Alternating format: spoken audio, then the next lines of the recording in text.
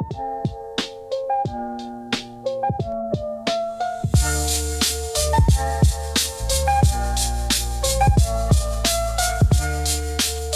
welcome to the Housing Sector Podcast. Today, my guest is Lara, and we have been in each other's orbit, so to speak, for a while, and it's great to finally catch up and do one of these podcasts. How are you, Lara?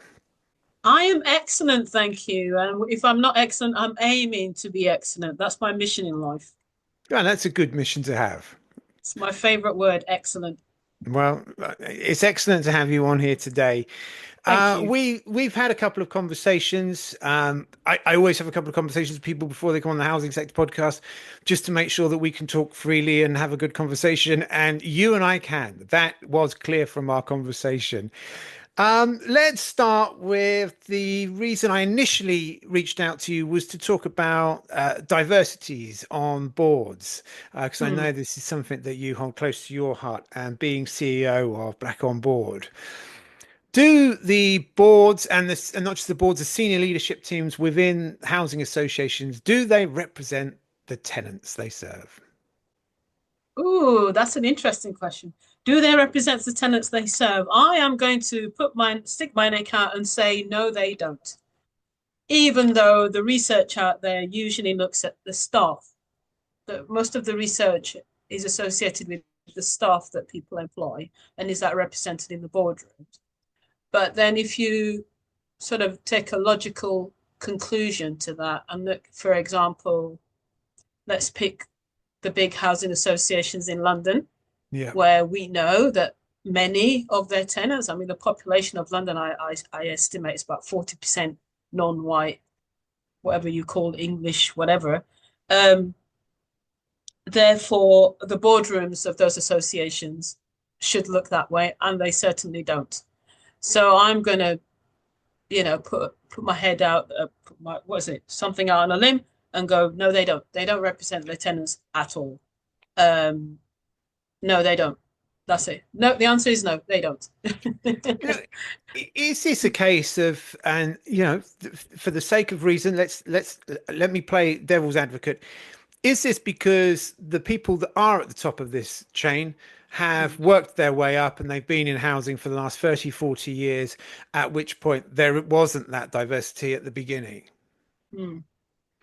When you say the people at the top of the chain, are you talking about the people in the boardroom? The boardroom and the senior leadership team. Senior leadership team. Okay. Two slightly different experiences. Senior leadership team tends to reflect the the staffing to an extent, but those who get the opportunity to be promoted, to shadow, to hang out with the CEO for the day. If you understand the politics of the organization and you've got the right allies, you're more likely to make it into the senior leadership team.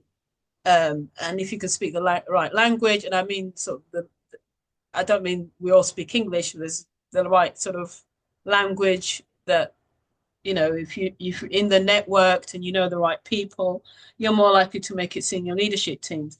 Having said that, again, if you look at the senior leadership teams of, let's stick with the big London associations, they are not very reflective of the diversity in the staff teams. So that's the answer to the senior leadership answer. In terms of the boardroom, it's slightly different because not all board members come through having been staff of housing associations. We have a variety of experiences and professions in the boardrooms who are not all from social housing backgrounds. Having said that, that variety still predominantly ends up with predominantly white boardrooms. So you might have someone who's worked in the charity sector and someone who's an accountant or a lawyer or HR expert, or someone who worked for a big corporate, or Marks and Spencer's, Tesco, in the boardroom. So that diversity is there in terms of skills, and that's because boardrooms need that diversity. But that diversity is not represented in the types of people that are in the boardroom. So you won't get, there's very few boardrooms you go to where you see a lot of people that look like me. Mm.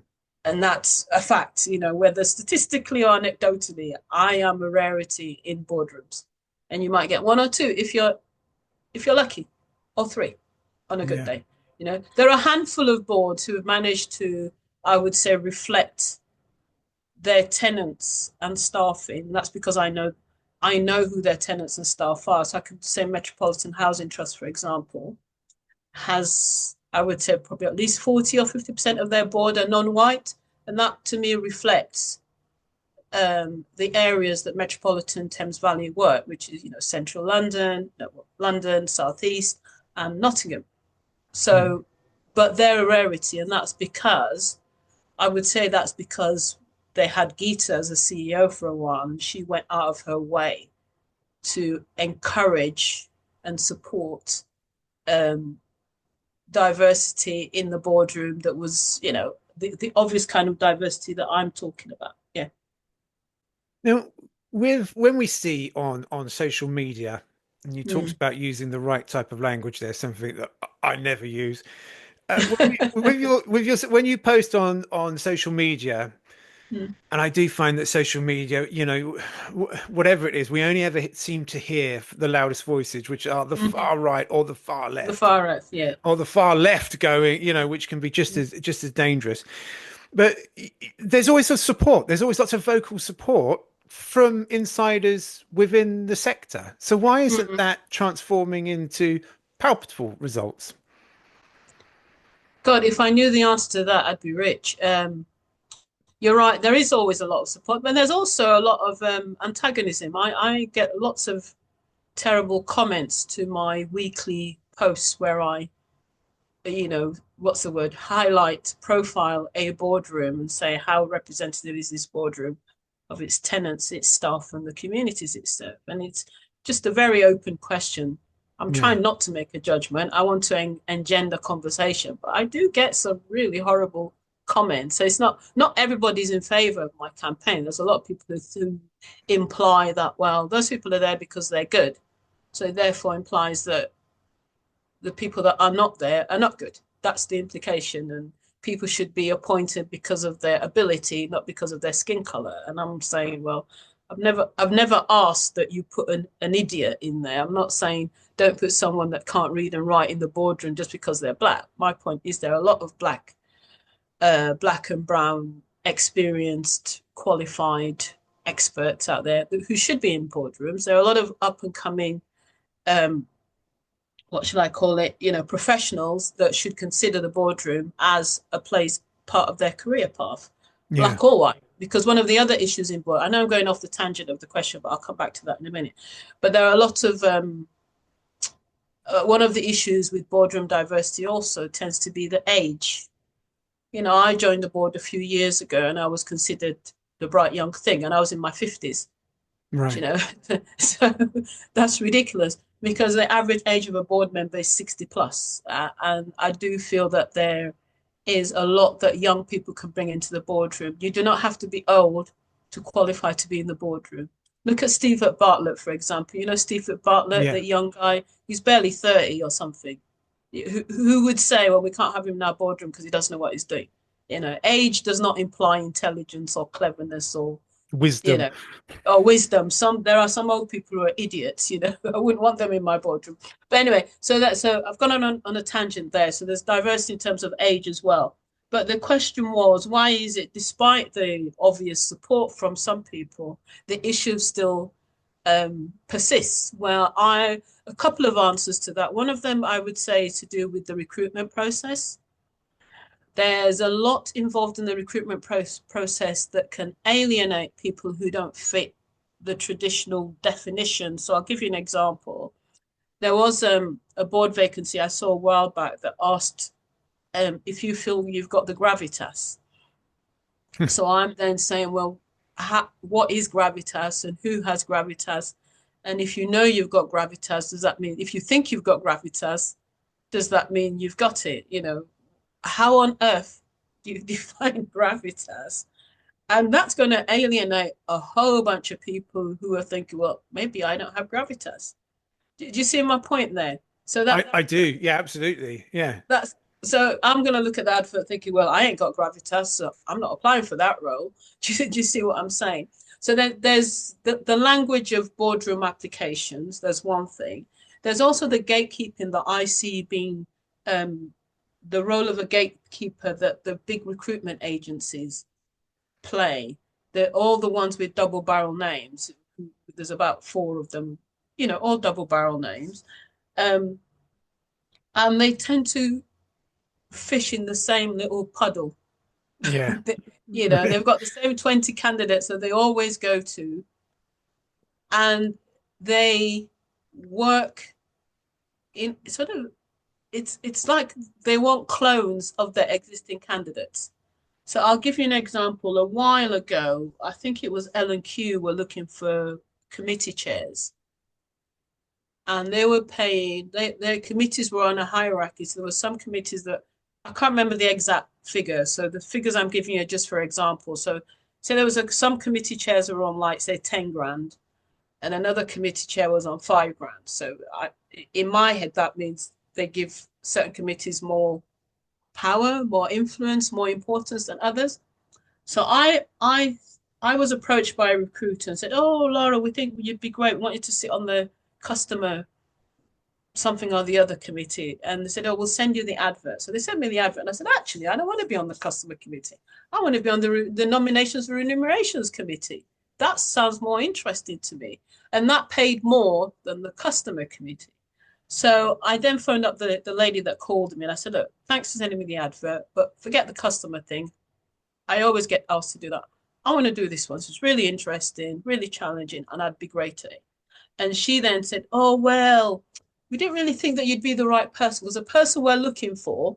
And then she went on to list this entire list of things that I could never achieve in a million years, despite my years of experience. They wanted someone who'd run a FTSE 100 company, who's got a lord. I'm exaggerating here. Run a FTSE 100 company, was a lord, had a house in Marbella and something. And I'm thinking, well, that's never going to be me. And that's never going to be any of my black colleagues, because we don't get those opportunities. So inevitably, it's going to be some well-off posh white guy who gets that role.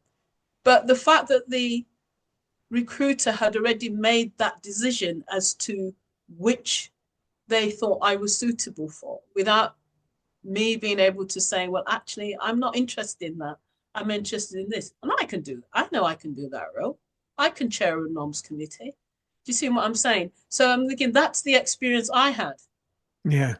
You think, well, how many times is that replicated, where the recruitment agencies just go to the same people? So I'll give you another inside example I've had of this. I'm trying to work out if I should name the organization. I'll name it. The University of Bradford. University of Bradford, sometimes last year, were looking for council members. Yeah. And I knew that they were looking, because I actually know one of my aunties is pro vice chancellor of the University of Bradford. So I knew that they were recruiting. I saw it and I wasn't interested. Yep. Anyway, 3 days before the closing day, a recruiter reaches out to me by email and says, "Oh, would you be interested? We're looking for applicants to consider this role." So I then replied to the recruiter, said, "Oh, could you let's get in touch, let's have a conversation." Never heard anything back from the recruiter. This was like 3 days before the closing day. This happens a lot. People like me get approached 2 days before the closing date. And that was the end of that. But anyway, I heard through the grapevine that my name was now on a list of people that they had approached that didn't show any interest. And this list was full of black and brown people. Oh. You see, now this is only because I have inside info on what's going on. I'm like, hold on, excuse me, that's not what happened. What happened is they contact me, right at the end, then stick my name on the list. Go, "Oh, well, we've contacted all these people, but they're not interested." Yeah. Do you see how this is happening here? So that's either laziness, either that recruiter was lazy, or that was just something they do every day. And I only knew about this because I knew what was going on the inside in the University of Bradford. Do you see what I'm saying here? And it's the same bunch of recruiters. And if those are the 2 examples I can give of what's happened to me, you sort of think, well, how often is that replicated? Okay. And then one of the problems the sector has is we keep going to the same 4 or 5 double barrel name recruiters. So they are managing who comes out in the shortlist. So I'll end there. Do you think you may have burnt any bridges by being vocal? Do you Oh, think you're absolutely. No, no, yeah. I know it. I know it for certain. I know it for certain that no, I don't intend to burn bridges, but I'm what I'm saying is the truth. So if you can't handle it, tough. I'm not bothered because I know there's enough people who agree with what I'm saying and are trying to make their little difference in the places that they have access to.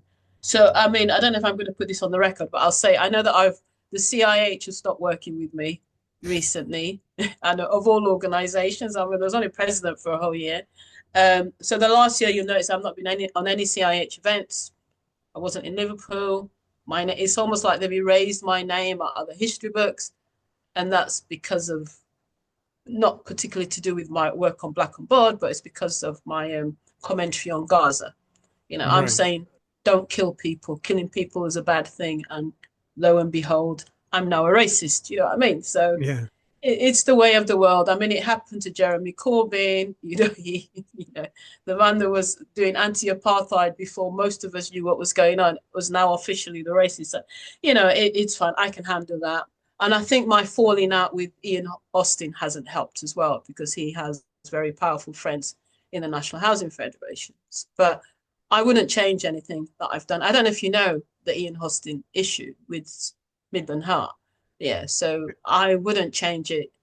If it happened again, I would probably do exactly the same thing. But this time, knowing how powerful it was, because at the time I had no idea how powerful it was. And I have to wonder if it would have changed my tone. But then I think, no, it wouldn't have, because with power comes responsibility and you've got to behave.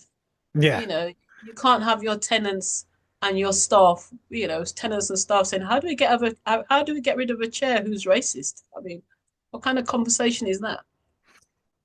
With the Chartered Institute of Housing, I too have been blacklisted before I even got to speak at an event. I was invited to speak, and then the Mm, communications director of my landlord, well, you can't have him on. He says horrible things that might be true and are true about yeah. us, but you can't. And I've been cancelled before I even got on there. They wanted to share one of my blogs online. They wanted me to speak at an event, and yet you keep seeing the same names of people. The Hi, I'm same speaking names. at the Chartered Yeah. Institute of Housing.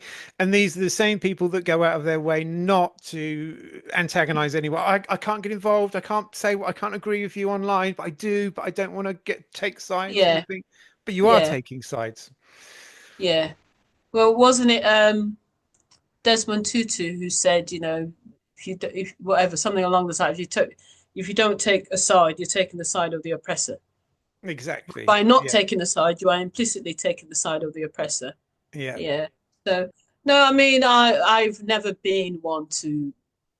I don't believe in trying to please everybody. It's impossible to please everybody, and I've decided that the little bit of exposure and energy I have, I will use to try and make the tiny bit of social change that I can, given what I'm able to do. I don't see the point of being alive if you don't No. say No. truth, truthful, and be a positive impact in the society that you're in. And if you look at all the people who have made change in the world, good and bad, they're all polarizing individuals. You can't make change if you're pleasing everybody. It's not possible. So you think of the good guys that you like, whoever, what definition of good? Think of Malcolm X. Think of John Lennon. Some people hated him and some people loved him. Think of who else? Let's pick someone at random. Who's a change maker out there? Mandela, Martin Luther King, Bobby Yeah, Kennedy, all my heroes, Gandhi. yeah, exactly.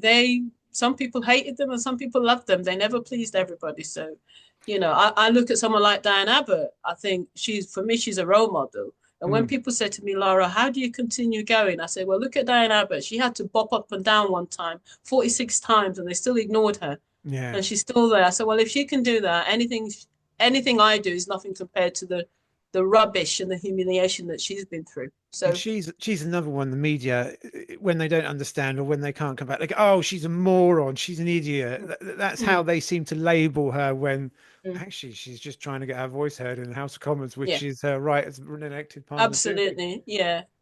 And a Yeah. lot of stuff that she said that have got her into hot water, I think she was telling the truth.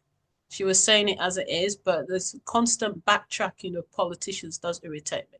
And and I forgive Diane Abbott for that. She did what she needed to do, but when it came to the crunch, she stood up and beat her chest and stood up for what she believed in. And the Labour Party tried. I'm never going to get my lordship from the Labour Party at this rate. The Labour Party tried to manipulate her, and she said, "No, I'm standing. This is what I believe in," and it worked out in her favour. Some She others does. haven't been so lucky, which is unfortunate. But time will tell who is right. History will record those of us who stood up and said the right things. And I'm in no way comparing myself to any of the people that we've mentioned, but when I was sat in a prison cell, having been dragged from my home and arrested for speaking the truth about a housing Wow. association, I Yeah. thought the moment I had, well, hang on a minute, this is the place I'm supposed to be, was when I thought, well, Martin Luther King, Nelson Mandela, all of those people, you I just mean, think, yeah. I've spoken the truth and I've been villainized for it. And it Mm, sounds like you have. And I think that, I mean, when I look at Inside Housing, Chartered Institute of Housing, National Housing Federation, a lot of the independents, they're all focused on the money that they bring in. And as soon as mm, they speak out, they mm. damage their income or their ability to Yeah. bring in money Yeah. and to have all these events. But Mm. as an ex-president of the Chartered Institute of Housing, you must have some allies there, surely. If I do, they've not come forward. Let's put it that way. That's a I, shame. I I'd like to think that I have, but I know what it's like to work on the inside of an organization and try to protect your job Yeah. and your mental health. I understand that because some of the people that have reached out to me from the CIH have done so after they've left the CIH. So because I understand. I've worked in large organizations. I know what it's like. You got to keep your head down and toe the company line. Otherwise, you're just going to make life difficult for yourself. And one of the advantages I have, and one of the things I'm very grateful for, and it came at a huge cost, is my independence. I Mm. owe nobody anything. I'm not employed by anybody. I have two businesses that keep me busy. And it means that I don't have to be afraid to say what I want to say. Now, for certain that had I been employed by any, and I mean any organization that we know in the social housing world, I would not be able to do that weekly profile of boards. Yeah. Yeah. There's no way. I You, wouldn't be able to do the housing sector podcasts or post things about Green Square it would Court. not Just happen. wouldn't happen. No. It would, and you name the most left wing of our institutions. You name them. They wouldn't let me do it because it would just be too damaging, it'd be too controversial. Because there'll be one housing association they're trying to get a contract with, and Yeah. you can't highlight them. You can do all of them, but not this, and that because we're negotiating a deal with them. Do you see Yeah. what I'm saying? But because I'm like, don't care either way. If you want to work with me, fine. If you don't, fine. I'm not bothered. Most of my clients are individuals, so people come to me on a one-on-one, and it's confidential, and that's what pays my bills. So I know that I'm very, very fortunate. But like I said, it's come at great cost, both emotionally and financially. But Oh, I am where I am today, and I'm grateful for having that freedom to say what I want to say. I started in 2016 just raising complaints with my landlord. Then Mm, lockdown happened, which supercharged it. And then when I went back to work after being on furlough for almost 2 years, mm, I took a 6 month sabbatical because I still wanted to focus on the housing sector. And then when I got yeah, back from that, I took a voluntary redundancy. And I thought, well, I need some income. So I drive my little lorry around for Sainsbury's delivering food because mm, I don't have to think about it. Sat nav tells me mm, where to go, tells me what to do. I'm out in the streets meeting people, but the whole mm, time I'm working on housing sector stuff. And I drew a line in the sand when I saw the emails that were being written about me, the efforts that were being made to stop me from speaking at different events, 4 million mm, homes and all that. I thought, oh, you know what? If the cost is that I have to then curtail what I say, then it's mm. not worth It's it. not So worth it. Yeah. no, we've took a huge Mm. increase, a loss Pay in cut. Yeah. earnings, but we Mm, cover costs, we cover yeah. bills, and Yeah, I feel like I'm I doing the mean, right thing by doing it. yeah, the important thing is if you've got food in your fridge Yep. and you can afford your rent, mortgage, or whatever it is, then everything else you can just get by. We don't need that much really, and I say this from having had friends who lost their houses during the riots in 2011, because I was Mm. living in Tottenham at the time, and I had a couple of friends who lost everything in the fire. And you just think, actually, you don't really need that much to live a decent life. No. You can only wear so many clothes at once. You can only sleep in one bed at one time. You can only drive one car at one time. And I don't have a car. Yeah. I have a bed, but I don't have a car. My car's called Uber. Do you know what I mean? Um, so yeah, and I think it depends what you're after. What's more important to you in life. So, and again, I don't have children as well, so I think, well, maybe I'm put on this earth to help other people, Yeah. because most people say their children are the reason they do what they do. And So I I don't. wouldn't have been able to have left my job if we'd had children. Yeah. Yeah. So I don't have children. I just have to feed myself and my partner, and that's it. Well, we have two cats who have been well fed. As soon as they see this microphone come out, they know they get an extra meal. They fed on Caesar, the most expensive cat food. It is quite, I don't know, the wife deals with that. We get it delivered. God knows, every month, a huge box turns up. Box arrives, yeah.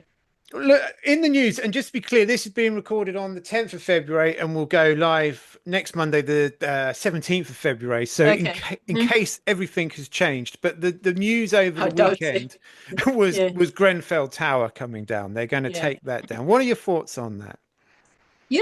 I've actually been thinking about that for a few years. Well, what are they going to do with this tower? To be realistic, you can't leave it. You can't just leave it. Mm, I'm not sure what benefit it has from leaving it up there as sort of a decaying piece of burnt out edifice.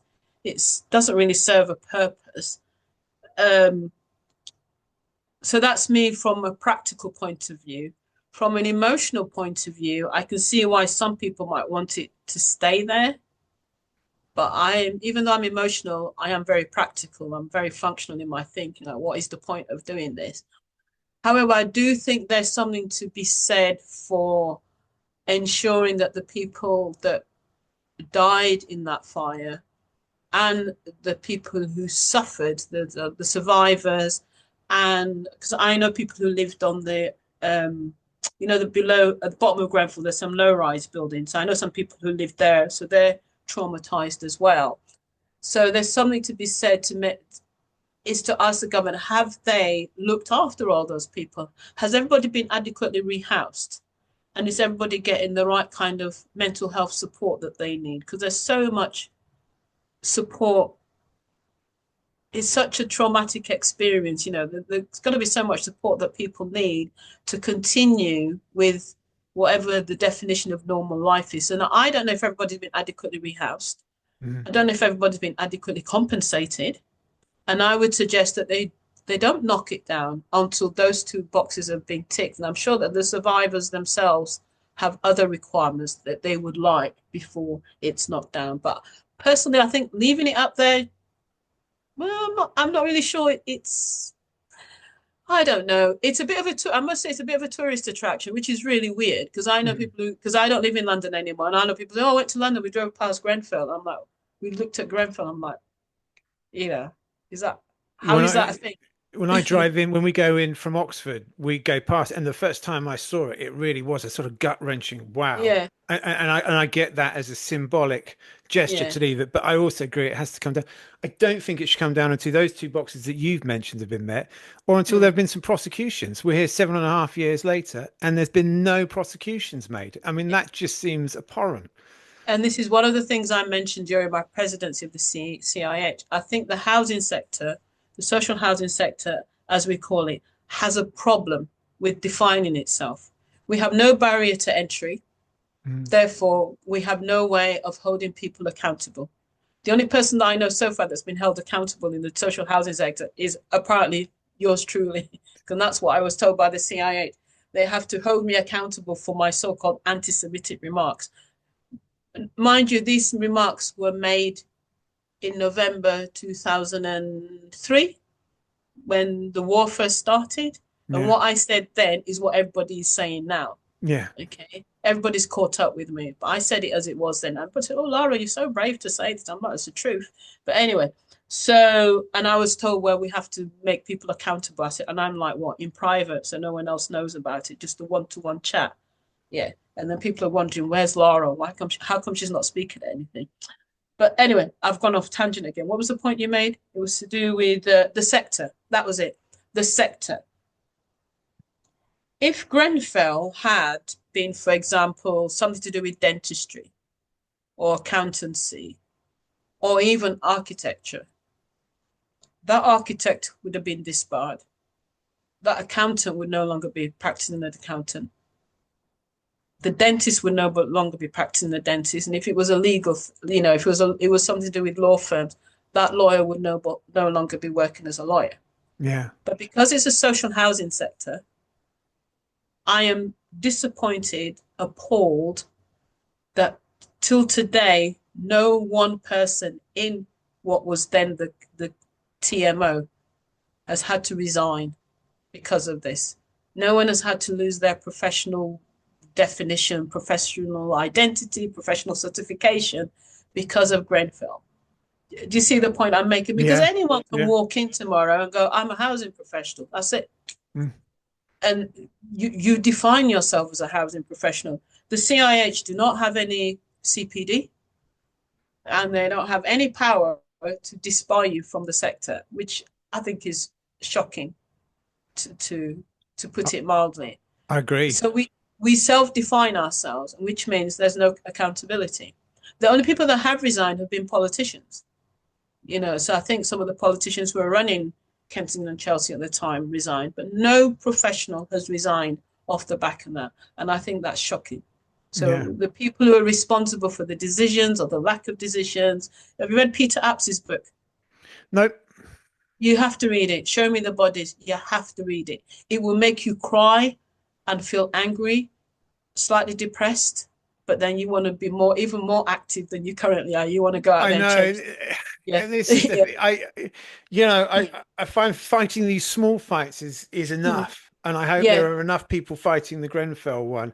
I'm Yeah. dealing with a woman who's currently, pregnant due in 12 weeks with a 2-year-old who's got rain on the inside of her windows and mold in all her, so I'm kind of picking my local battles, if you like. Yeah.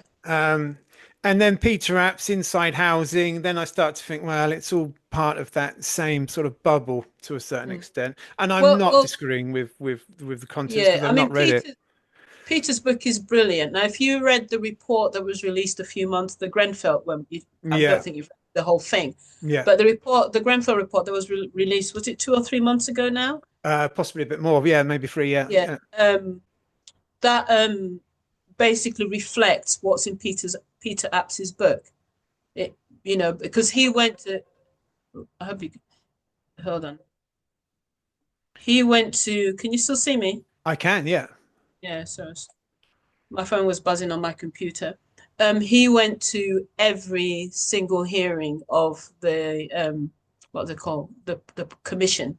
Is yeah, it the commission? Yeah, yeah, the Patent Commission. Yeah. So he wrote his book on the back of that, and then he interviewed a lot of the survivors as well. But the point I'm making is no one in housing has had to resign. Yet no, lots of decisions were made within Kensington, the TMO, and you've got the regulator who said when the residents group complained to the regulator, they were told that it did not meet serious detriment. yeah. Yeah, it did What is not the meet. threshold for that? It did not meet the threshold for serious detriment. So I'll tell you a little story about serious detriment. A few years ago, many years ago, before Grant Shapps came onto the scene, remember the TSA? Yeah, I was on the TSA's. I can't remember if it was the Equality panel, one of their committees that reported to the board. I was on the committee, and we were looking at that legislation that brought in the definite. I don't know if it's legislation, the regulation that included the word detriment, well, serious detriment. And when we discussed it in the group, um,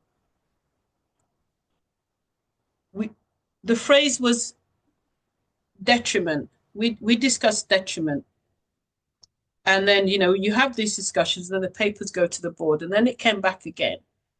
And I realized they put the word serious in front of detriment. So I remember in this meeting, and there's quite a few people in the sector who were in that room who remember this conversation. I remember saying, well, at what stage do you tick the serious box? So I said, well, is a service charge complaint? No. Health and safety? No. Damper mold wasn't a big issue in those days, but I listed a few things that tenants normally complain about. And they said, no, no, no. And I said, well, so I said, what you're saying to me is literally I have to hit the tenant over the head with a brick for it to meet that threshold. And I say it jokingly, but that was years ago. So when I was on my sofa watching Grenfell burn down, I'm like, well, I guess this meets the threshold now. Yeah. Do you know what I mean? So I guess this is a threshold. You have to burn people down, and then you meet the threshold of serious detriment, because it was such an unrealistic threshold that literally anything that I said that I know tenants complain about did not meet the threshold. So even health and safety said, well, you go to the HSE. The HSE will deal with that. You got fire, that's the fire brigade. And I was like, well, what do you have to do? Kill someone? Turns out that's what you have to do. Yeah. Lara, we're about to run out of time. Oh, sorry about that. I could talk forever. No, it's been great. It's been great. Thank you very much indeed for coming on. Let's get you back. In fact, do you want to go for another half hour? Yeah, what, today or some other time? Today. Yeah, what we're going to talk. Oh, we'll find something to talk about. Yeah, go on, go for it. Let me